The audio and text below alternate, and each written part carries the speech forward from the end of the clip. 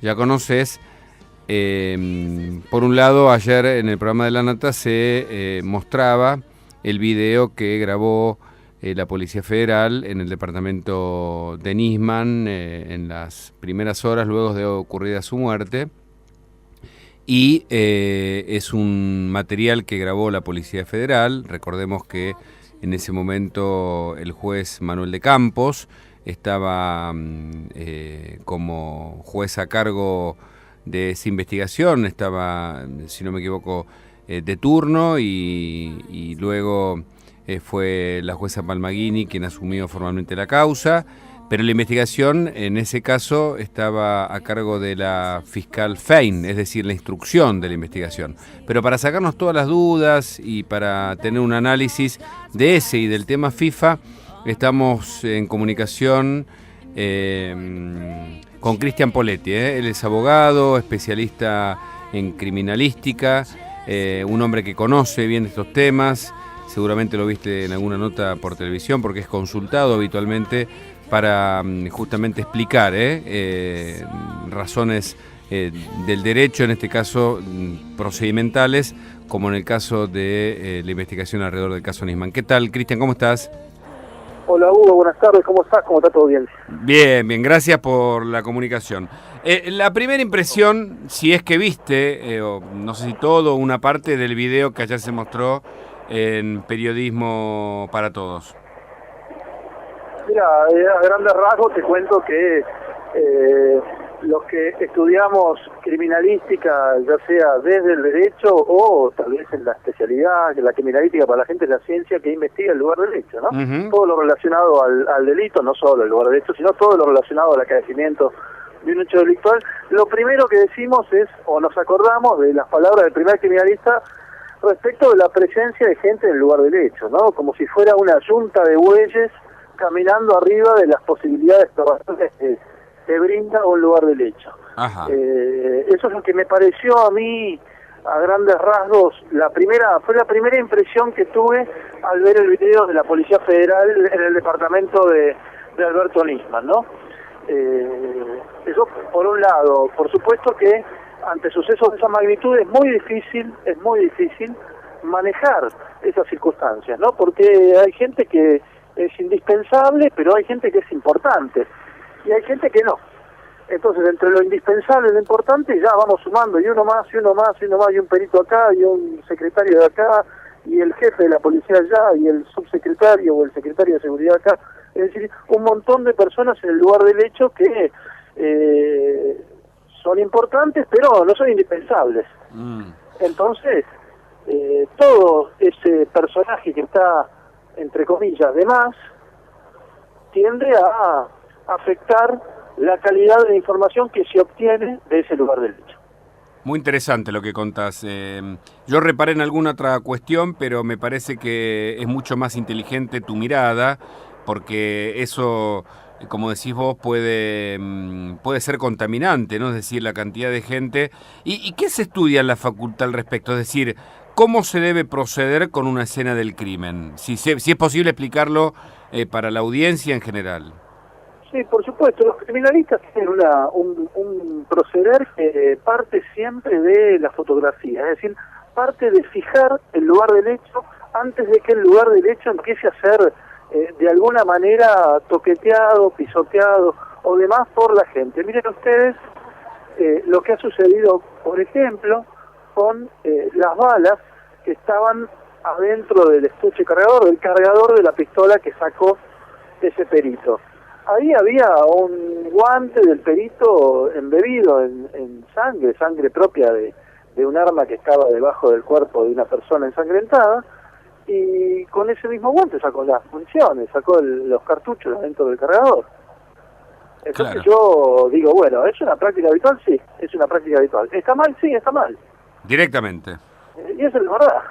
Está mal, porque si yo tenía alguna posibilidad de obtener algún dato criminalístico de esa munición del calibre 22 largo, que de por sí es bastante difícil de manipular, incluso para un perito, porque es muy chiquita, y porque lo otro, si yo la embebo de sangre porque estoy manipulando un guante usado, bueno, entonces estoy actuando mal. Eso es... Estás contaminando la prueba. pero hay sentido común. Como digo esto, digo también que una de las personas que más sabe de preservación del lugar derecho estaba presente en ese lugar, que es el doctor de Campos. Lo que pasa es que no estaba él a cargo de la investigación. Eso es lo que yo señalaba al principio. En estos casos de una instrucción criminal, ¿la responsabilidad es de la fiscal, en este caso de Viviana Fein? Sin duda, la responsabilidad es la directora de la pesquisa, la dueña de lo que se hace y de lo que no se hace, y de cómo se hace, aunque el cómo habría que discutirlo, pero la dueña de lo que se hace y de lo que no se hace es la fiscal. ¿Y el juez es una suerte de garante del procedimiento, digamos, y el que autoriza determinadas...? Sí. Claro, tal cual. Por eso decía Hugo, en el cómo lo discutimos, porque el cómo puede venir de la mano de la decisión del juez también. Lo que pasa es que, claro, el juez ahí está como garantía de que las cosas se hagan no criminalísticamente bien, sino constitucionalmente bien. Es decir, que no haya afectación a ninguno de los derechos de las partes. Entonces, el juez no está para decirle al tipo que está manipulando el cargador, hace esto o hace lo otro. Para eso está el policía. Y a su vez está la supervisión de la fiscal. Que como los fiscales, y eso, yo en mis años de docente, yo tengo ya alumnos que son jueces o que son fiscales, y yo siempre lo digo, no, me parece bien, perdón por la autorreferencia, ¿no? Sí. Me parece bien que un juez de instrucción no sepa de muertos. No me parece bien que una fiscal investigadora, que un fiscal investigador no vaya constante y cotidianamente a la morgue judicial, que queda muy cerquita de esos públicos despachos, acá cerquita de mi estudio, en Junín y Viamonte, y sepan de qué se trata, que vean allá en presencia, con este principio de la inmediación, que no haya nada en el medio del objeto de prueba y yo, ¿sí? Y que vean cómo se hace la autopsia, de qué manera se investiga un cadáver, de qué manera se levanta un coágulo de sangre, cómo se hace la función criminalística en el terreno, ¿sí? Para eso están las posibilidades que me da una investigación penal, y si yo tengo que dirigir una investigación penal, estoy obligado a saber de eso. ¿Y el juez entonces es el garante del procedimiento, digamos? El juez, claro, el juez funciona como van a funcionar en el futuro los jueces que hoy son jueces de investigación. En el futuro los jueces van a funcionar como garantes de las garantías, ¿sí? Custodios de la garantía constitucional, como funciona en provincia de Buenos Aires o en otras provincias. Cuando la investigación está a cargo del fiscal, como está pasando en el causa Nisman, como ha pasado desde el inicio en la causa Nisman, el juez ya no tiene funciones de investigación. El juez tiene funciones de garantías constitucionales. Es un juez garante, ¿sí? Entonces no estaba ahí para custodiar la cuestión pequeña del procedimiento, que pequeña es en el hecho, pero en los resultados es inmensa, ¿no? Porque, por ejemplo, yo no sé si alguien, aparte de ese perito, manipuló esa munición. Y entonces, sí, a ver... si alguien manipuló esa pistola, si lo hizo Largo Marcino, si lo hizo Nisman, si lo hizo un espía, no sé, puertorriqueño, no sabemos nada, no lo vamos a poder saber nunca tampoco, ¿no? Claro, al contaminarse el arma, por decirlo de alguna manera, por eso tal vez no hayan aparecido aquellos restos, ¿no?, de deflagración que suelen producirse en este tipo de casos, ¿no? ¿Y por qué no? ¿Por qué no? Claro, ¿por qué no? Yo no puedo confiar ya a partir de eso, que eso es la primera impresión en un programa periodístico, habría que analizarlo mucho más claro, en detalle, ¿no? Claro. Pero yo no puedo confiar en lo que tengo que confiar de un procedimiento, porque el procedimiento me tiene que dar a mí información. Y del análisis del procedimiento, si está bien hecho, yo tengo que valorar esa información. Si esa información es buena o es mala, si esa información es de buena calidad o es de mala calidad. Solo ahí empiezo a hablar más que de información de prueba, ¿sí? Si no, antes hablo nada más que de evidencia, de circunstancias acreditadas, de lo que sea. Pero de prueba puedo hablar nada más cuando yo constaté que eso que vi, que leí, que escuché, es de buena calidad. Y no me está surgiendo ese dato después de haber visto nada más que una partecita de un video, ¿no? Pero bueno. A ver, aprovechamos que te tenemos y de paso tomamos una clase rápida de Derecho. Hablábamos de los roles, ¿no? De la policía, de la fiscalía, que lleva adelante la investigación, y del juez como garante. ¿Cuál es la diferencia entre evidencia y prueba? No, evidencia es un término que viene del derecho anglosajón, pero solemos hablar de evidencia, solemos hablar de información. Cuidado que los jueces, los camaristas, los fiscales utilizan el término prueba indistintamente al inicio del proceso, en el medio, en cualquier momento. pero verdaderamente el término prueba se refiere a aquella información que se puede usar exclusivamente en la sentencia para condenar o para absolver, es decir, información que ha sido fundamentalmente bilateralizada. ¿Cómo se bilateraliza o contradice una información? Cuando las dos partes, es decir, la acusación y la defensa, la confrontan. Es el ejemplo típico de la persona que dice que vi, el ejemplo del testigo único que ve corriendo una persona con la pistola humeando en la mano. El ejemplo es, viene el testigo del juicio oral y dice, le pregunta al fiscal, ¿no? Testigo de la fiscalía, dígame, ¿usted vio a esa persona, al imputado, corriendo con la pistola? Sí, lo vi corriendo con la pistola en la mano. ¿Quién era? Ahí era ese que está ahí sentado ahí, esposado. Bueno, muy bien, no tengo más preguntas. Dice el fiscal que ya tiene completita su teoría del caso, con ese dato. El imputado viene corriendo con la pistola humeando en su mano. Muy bien. Y ahora le pregunta a la defensa, se produce la bilateralización o la contradicción. Y el defensor le pregunta, dígame, ¿qué hora era? Eran las 12 del mediodía. ¿Y de dónde venía usted? Y yo venía de la clínica La Iglesia. ¿Qué hizo en la clínica La Iglesia? Y me había operado los ojos. Entonces, bueno, mucho no veía el hombre, porque venía de operarse los ojos. Ese dato significa que tengo hoy información de buena calidad. ¿Producto de qué? De la confrontación de las dos teorías, de las dos fuerzas, de la acusación y de la defensa.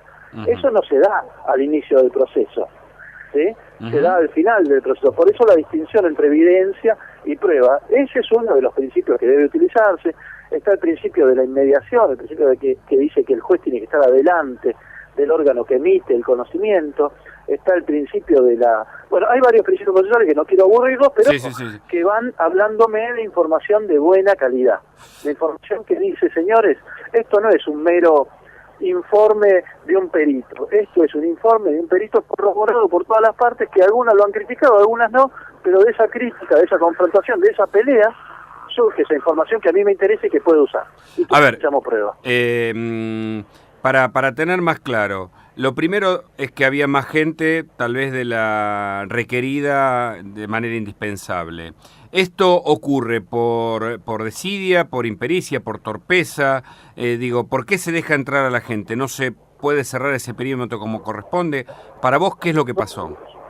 Yo creo que el lugar del hecho es mucho más que el lugar donde se halla el cadáver, ¿sí?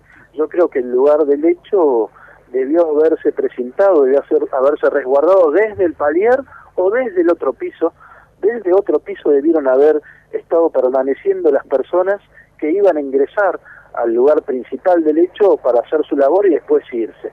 Hay todo un protocolo, entra primero el fotógrafo, después entra entra el otro. Hay una suerte de dinámica que es habitual en los procedimientos de levantamiento del cuerpo, en los procedimientos de fijación del lugar del hecho, que se utiliza cotidianamente y está marcado este protocolo de esa manera para que, por ejemplo, no se altere el lugar del hecho sin que el fotógrafo haya con sus fotos fijado el lugar, ¿sí?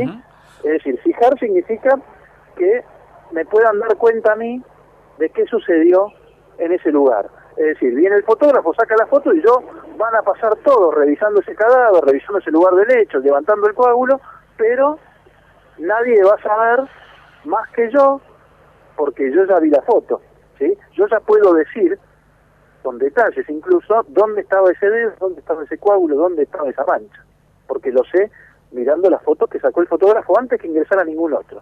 Bueno, lo que nosotros vimos es con posterioridad a este hecho. Incluso el video que vimos está, o puede haber estado editado, no editado y cambiado, sino sacando otras partes. Bueno, no se ve el cadáver, por ejemplo, ¿no? Esa parte fue sacada, ¿no? Claro, por supuesto. Entonces, yo no puedo hablar, para mí, forma de ver las cosas, de información de buena calidad. Del mismo modo que dije el análisis antes. Para mí eso no es, para un análisis mío, información de buena calidad, porque el video está editado. Entonces, yo tengo que decirte, bueno, tal vez lo que vimos es una cosa que no es como en realidad sucedió, porque antes hubo otra cosa, pero por ejemplo, con lo del cargador de la pistola Versa calibre 22 y la extracción por parte del perito, que no se le ve la cara, pero sí los guantes, de esa munición, yo digo, eso está mal. Claro. Porque el perito, yo mismo lo vi, no me lo contó nadie, el perito embebió la munición con la sangre de su propio guante. Entonces ya eso está mal. Contaminó la prueba una vez más, ¿no? En este caso, o la evidencia. El perito no me permite a mí estudiar esos proyectiles. ¿Son de utilidad, no son de utilidad? Bueno, después lo verá el juez, después lo verá el fiscal. A ver, lo primero entonces repasando, más cantidad de gente de la que debería tener en cuenta en una escena así, o falta fijarla de otra manera, incluso muchos hablan de que habría que haber cerrado directamente el edificio incluso, pero ese es un tema. El otro, la contaminación manual, ¿no? Sí. Sí. ¿Y No, cuál? el departamento entero debió estar cerrado. Okay. Y no el jefe de policía o el subjefe, que por más que tengan la mejor buena onda, la mejor buena intención, la mejor gana de colaborar, no tienen que estar en la cocina, porque la cocina tiene relevancia criminalística.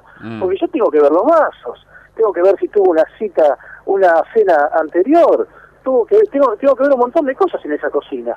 ¿Sí? Si hay pelos en el living, si no los hay, y tengo 20 personas ahí. Y entonces, gente, manipulación de los elementos, ¿y qué otra cosa viste que te llamó la atención? Si es que viste algo más. No, a mí, yo no vi mucho del video, lo vi rápidamente, pero sinceramente me parece que lo más relevante para mí, es que el lugar del hecho no es simplemente donde se halla el cuerpo, no, de ningún modo. El lugar del hecho es todo el departamento, ¿sí? Para estudiar un evento de esa naturaleza, el lugar del hecho es todo el departamento y no exclusivamente el baño. Entonces, debieran haber tomado en cuenta eso desde el primer momento, circunstancia que no se verifica, por lo menos no en ese video, ¿sí? Entonces, eso deberían haber hecho tener como punto de partida, no sé, el paliar de ingreso al edificio como para que todos se junten ahí e ingresen. Y no, del otro modo, como he visto yo, que estaban todos en la cocina. Vi por lo menos 5 o 6 personas en la cocina. Mientras el camarógrafo fijaba los platos sin lavar, o el microondas, o el hornito eléctrico, o lo que sea. Igual que la cama hecha o deshecha. Yo vi varias personas caminando por ahí. Sin contar que después manchan toda la alfombra caminando arriba de la sangre. Bueno, el que ha visto una escena del hecho, yo he visto cientos, en más de 20 años de abogado penalista, sabe que la manipulación del cuerpo, de los vestigios que quedan en el lugar del hecho, con posterioridad a su estudio, es bastante burda, ¿no? Pero acá estamos hablando de un estándar de investigación que debe obligatoriamente elevarse, porque no hablamos de una persona común, no hablamos de Hugo Machiavelli, hablamos del fiscal Alberto Nisman, que investigaba y tenía pedido de captura a 5 personajes de Hezbollah, que estaba metido en una investigación inmensa. El estándar probatorio debe obligatoriamente ser más exigente, más elevado que el común de las investigaciones, ¿no? Y eso no se ha verificado, por supuesto. La última de este caso, y te llevo a una pregunta más, agradeciéndote tu tiempo, le recuerdo a la gente, estamos hablando con Cristian Poletti, un abogado especialista en criminalística. ¿Puede este video, digamos, modificar algo en la investigación judicial? Digo, ¿se puede presentar a alguien para plantear algún tipo de nulidad o no? ¿O es solo a efectos de lo que la opinión pública pueda ahora tener como elemento para juzgar, digamos? Y para mí, Hugo, verdaderamente el video me habla de la baja calidad de información que me da toda ese levantamiento de prueba del lugar del hecho, ¿no? Indudablemente el video me está diciendo, señores, si queremos investigar, este no es el mejor punto de partida. A partir de ahí, en la investigación, algunos pensamos que se acotan y otros pensarán, tal vez mezclados con la cuestión política, bueno, esto es inmenso, esto hay que seguirlo hasta las últimas consecuencias. Yo digo, está bien, esto no se puede analizar desde lo procesal penal, desde mi actividad exclusivamente, ¿no? Porque hay cosas que son más importantes o que tienen esta relevancia, ¿no?, en la actualidad del país.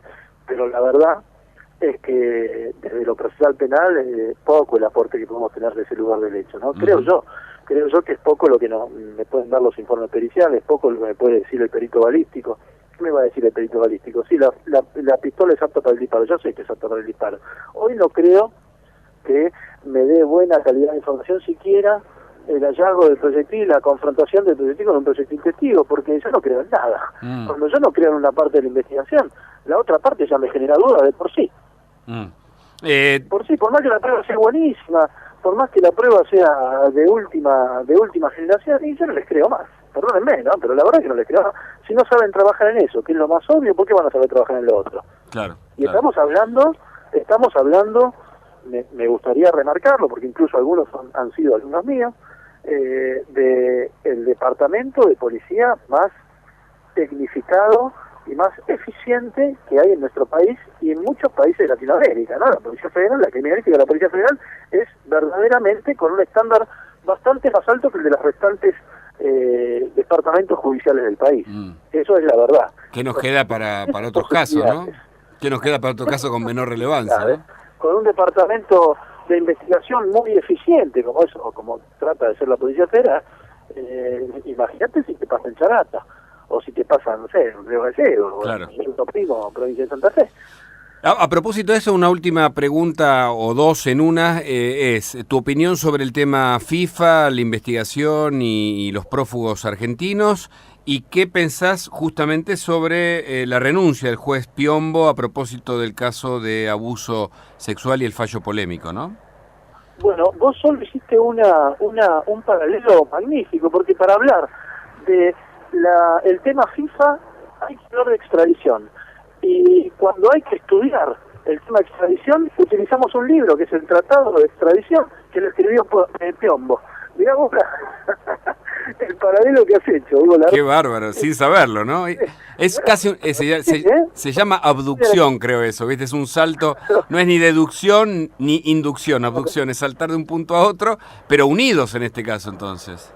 Claro, todo lo que estudiamos extradición, cuando tenemos un asunto, los penalistas nos abocamos mucho a las extradiciones, hay muchas extradiciones en el ámbito del derecho penal, tenemos que recurrir a la doctrina, y la doctrina mayoritaria es precisamente el juez Piombo, que ahora parece que ha renunciado o que ha procurado la renuncia tratando de evitar las consecuencias del jury de enjuiciamiento, ¿no? Entiendo yo. Al margen de si está bien o está mal lo que hizo, que es para discutirlo. Sí, largo, muy difícil, pero digo, a ver, ¿él qué pensó tal vez? ¿Que esto no se iba a conocer públicamente? Es decir, ¿le pasa como al panadero de Boca? Dijo, tiré el gas y no pensé que iba a generar tanto revuelo. No, yo no creo, porque esa sala tiene un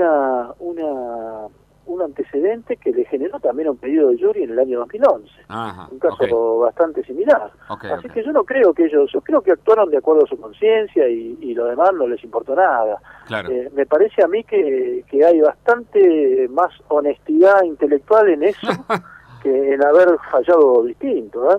Yo, al margen, sin entrar en el análisis del fallo, que es bastante complejo, y algunos opinan que sí, o otros opinan que no, o la mayoría lo que suele hacer es recostarse sobre la opinión de mayoritaria diciendo qué barbaridad, le bajó la pena a este violador desgraciado. Claro. Pero bueno, tal vez mi opinión sea un poquito más compleja, pero a grandes rasgos lo que ha hecho Piombo fue optar, si es como dicen, porque ya se venía anunciando la renuncia y antes la habían desmentido, optar por evitar ese jurado de enjuiciamiento, que recordemos, en la provincia de Buenos Aires son 5 legisladores abogados, que pueden ser diputados o senadores, y 5 abogados de la matrícula, que tardan mucho en juntarse, les soy sincero, porque los abogados de la matrícula siempre dicen, no, mire, ustedes me eligen que son elegidos por sorteo, ¿no?